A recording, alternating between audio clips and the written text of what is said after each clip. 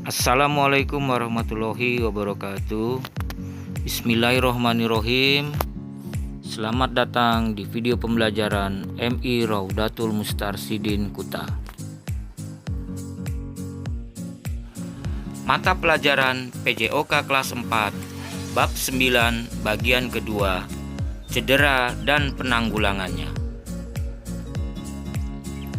Tujuan pembelajaran: siswa dapat memahami jenis cedera dan cara penanggulangannya secara sederhana saat melakukan aktivitas fisik dan dalam kehidupan sehari-hari. Siswa dapat mendemonstrasikan cara penanggulangan jenis cedera secara sederhana saat melakukan aktivitas sehari-hari dan dalam kehidupan sehari-hari. Bab 9 bagian kedua, cedera dan penanggulangannya. 5. Cedera bahu. Cedera bahu merupakan salah satu jenis cedera yang sering dialami pada saat melakukan olahraga. Sebanyak 20% cedera karena olahraga terjadi pada bahu. Cedera bahu biasanya ditandai dengan gejala nyeri, kaku pada bahu, otot terkilir, hingga tulang retak. Berikut langkah-langkah untuk menanggulangi cedera bahu. Pertama, ketika terjadi cedera bahu harus diistirahatkan dari gerakan yang berlebihan. 2. Kompres bagian bahu yang cedera dengan es untuk mengurangi rasa nyeri. 3. Balut dan tekanlah lokasi cedera dengan kain. 4. Daerah yang mengalami cedera harus berada di posisi yang lebih tinggi untuk mencegah darah tidak menumpuk serta mengurangi pembengkakan dan nyeri. 6. Keseleo. Keseleo merupakan cedera yang sering terjadi pada saat melakukan olahraga permainan atau olahraga atletik. Keseleo atau terkilir disebut juga dengan sprain. Keseleo paling sering terjadi pada pergelangan kaki atau ankle. Keseleo merupakan cedera yang terjadi pada ligamen. Ligamen adalah jaringan ikat yang menghubungkan antar tulang dan menyokong sendi. Kondisi ini merupakan salah satu cedera yang sering dialami para atlet. Berikut langkah-langkah untuk menanggulangi cedera keseleo. 1. Untuk mengurangi beban pada cedera, gunakan alat bantu penyangga tubuh. 2. Kompres daerah yang mengalami cedera dengan es batu selama 2 menit. 3. Untuk mengurangi terjadinya pembengkakan, lakukan penekanan di daerah yang mengalami cedera. 7. Pingsan. Pingsan merupakan salah satu jenis cedera yang cukup berbahaya apabila tidak segera ditangani dengan benar. Pingsan adalah keadaan kehilangan kesadaran yang bersifat sementara dan singkat. Hal itu disebabkan oleh berkurangnya aliran darah dan oksigen menuju ke otak.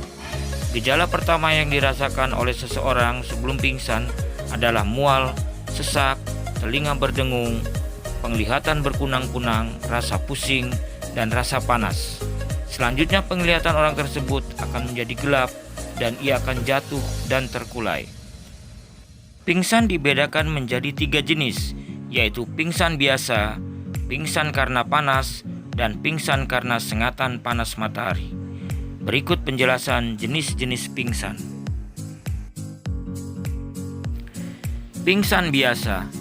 Jenis pingsan ini adalah jenis pingsan yang sering dialami oleh sebagian besar orang. Pingsan biasa sering diderita oleh orang yang memulai aktivitas tanpa melakukan sarapan terlebih dahulu, penderita anemia, orang yang mengalami kelelahan, ketakutan, kesedihan, dan kegembiraan. Pingsan karena panas. Heat exhaustion. Jenis pingsan ini merupakan pingsan yang dialami oleh seseorang yang melakukan aktivitas di luar ruangan. Pingsan ini disebabkan oleh panas matahari. Biasanya penderita merasakan jantung berdebar, mulai muntah, sakit kepala, dan pingsan. Keringat yang bercucuran pada orang pingsan di udara yang sangat panas merupakan petunjuk bahwa orang tersebut mengalami pingsan jenis ini. Pingsan karena sengatan panas matahari. Heat stroke. Jenis pingsan ini hampir sama dengan heat exhaustion. Keduanya terjadi akibat dari panas matahari. Namun jenis pingsan ini lebih parah dari heat exhaustion. Gejala sengatan panas biasanya didahului oleh keringat yang mendadak menghilang. Penderita kemudian merasa udara di sekitarnya mendadak menjadi sangat panas. Selain itu, penderita merasa lemas, sakit kepala, tidak dapat berjalan tegap, mengigau dan pingsan. Keringatnya tidak keluar sehingga badan menjadi kering. Suhu badan meningkat sampai 40-41 derajat Celcius. Muka memerah dan pernapasannya cepat. Cara memberikan pertolongan pada orang yang mengalami pingsan. Pertama, orang yang pingsan harus dibaringkan di tempat yang teduh dan tidak boleh dikerumuni banyak orang agar sirkulasi udaranya lancar. 2. Kendorkan ikat pinggang korban agar peredaran darah lancar. 3. Selimuti korban agar tidak kedinginan. 4. Apabila mukanya pucat, baringkan korban tanpa bantal. Tetapi kalau mukanya merah, kepala harus lebih tinggi.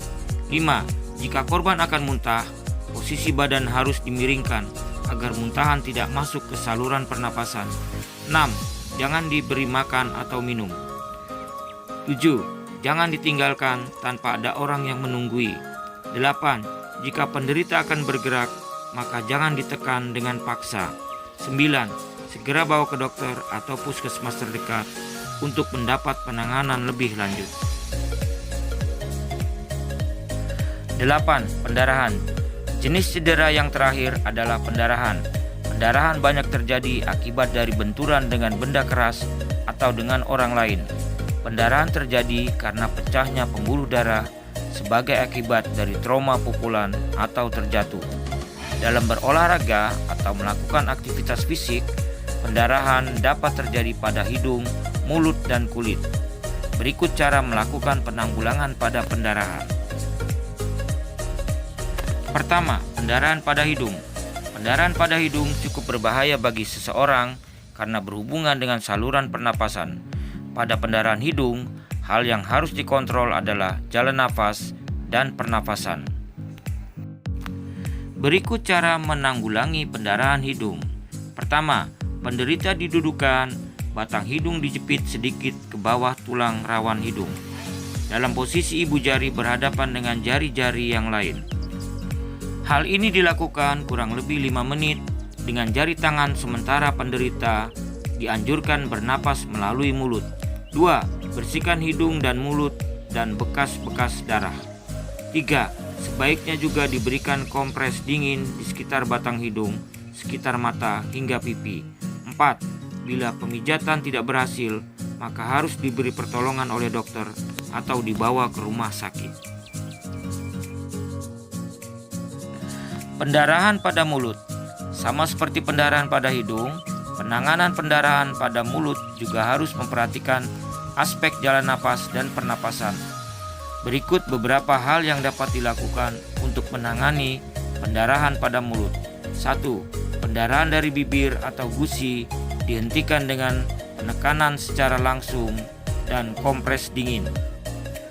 2. Apabila gigi goyang atau patah, gigi tidak boleh dicabut dan harus dibawa ke dokter gigi untuk penanganan lebih lanjut. Pendarahan pada kulit. Pendarahan pada kulit adalah pendarahan yang dapat dilihat berasal dari luka terbuka. Cedera dapat juga merusak dan menyebabkan pendarahan. Pendarahan ini harus segera dihentikan agar tidak banyak darah yang keluar. Luka bekas pendarahan harus segera dibersihkan agar tidak terjadi infeksi.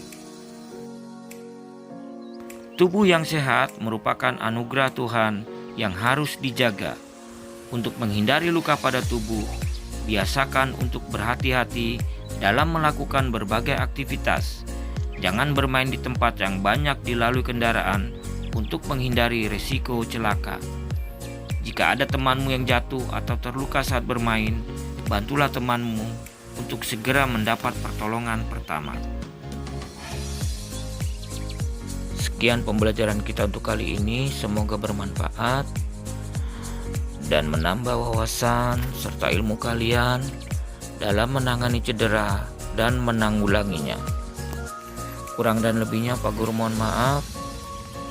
Tetap semangat belajar di rumah. Di masa pandemi ini ingat selalu pesan Ibu.